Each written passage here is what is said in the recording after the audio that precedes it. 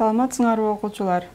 Биз бүгүнкү сабагыбызды информатика сабагы үчүн 8 класстарга арналган 4 чейректин материалдарын окуп үйрөнүү үчүн видео сабагыбызды баштайбыз.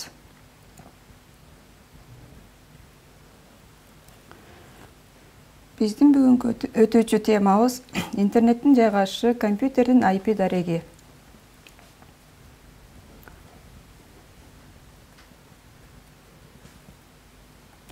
Биз алгач интернет дегенди кандай түшүнөсүңөр жана интернет кандай жайгашат деген суроолорго кайрыла кетсек.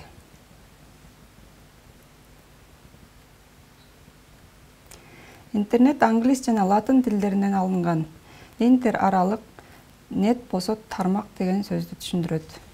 Башкача айтканда эл аралык электрондук байланыштардын компьютердик тармагы.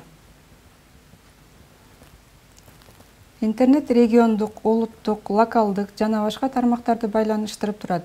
Айрыкча илимий техниканын өнүгүшүнө жана маалымат алмашуунун өнүгүшүнө бир топ өбөлгө түзөт. Интернеттин пайда болуусу жана өнүгүүсү ар кандай тарыхый факторлор менен жана себептер менен шартталган. Компьютер жаралгандан кийин маалымат алмашууну тез жана жоготуусуз бир тармакка бириктирүү жөнүндө жаңы бир ой пайда болгон. Бул тармактын максаты негизинен компьютердин жаңыча байланышуусу, башкача айтканда бир гана серверге көз каранды болбостон, эм үчүн таптакыр жаңыча байланышуу болгон. Бул тапшырманы ARPA деп аталган АКШнын изилдөө долбоорлорунун өзгөчө татаал агенттиги алып, жигердүү салым кошушкан жана АКШнын өкмөтү тарабынан каржыланган. Алгач интернеттин тарыхына кайрыла кетсек, интернет англис тилинен алынган деп жогоруда дагы айтып өттүк. Бул бириктирилген компьютердик тармактардын бүткүл дүйнөлүк желеси. Дүйнөлүк желе маанисиндеги интернеттин пайда болуу тарыхы 20-кылымдын экинчи жарымына барып такалат. 1957-жылы АКШнын коргоо министрлигинин алдында уюшулган.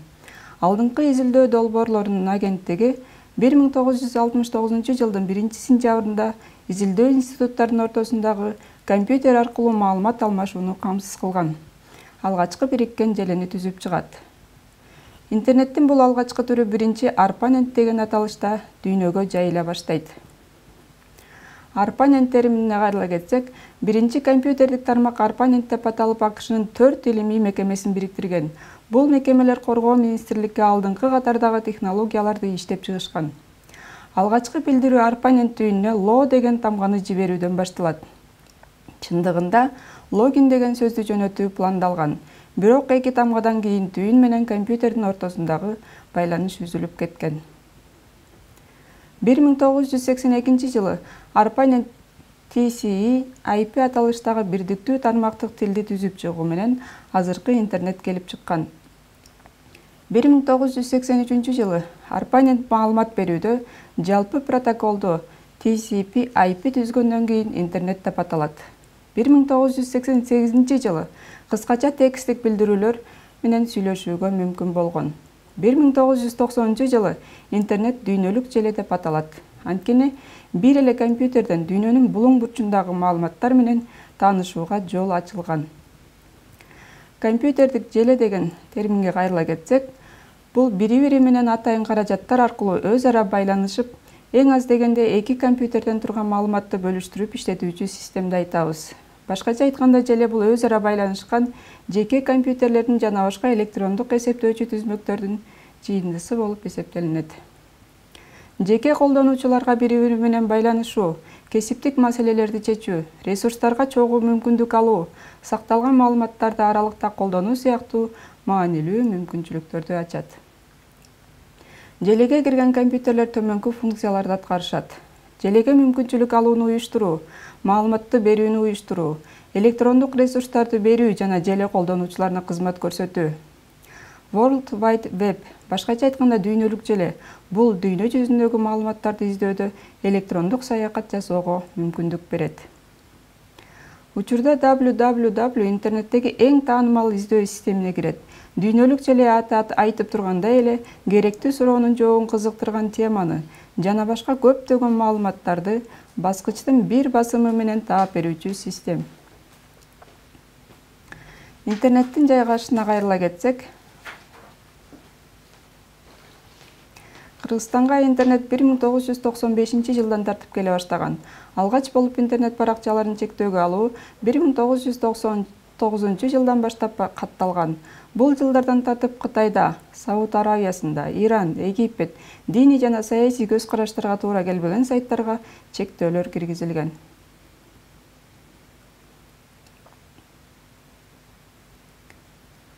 Алгач пайда болгондо коммуникациялык технологиялардын ичинен радио 38 жылдын ичинде, телевидение 13 жылдын ичинде дүйнө боюнча 50 миллион угарман жана көрөрман топтой алса, интернет пайда болгондон кийин 5 жылдын ичинде гана 50 миллион колдонуучусун топтой алды. Демек, интернет дүйнөдөгү эң бат жайылган жана эң оперативдүү маалымат булагына айланды деп айтсак жаңылышпайбыз. IP дерек деген сөздү кандай түшүнөсүңөр?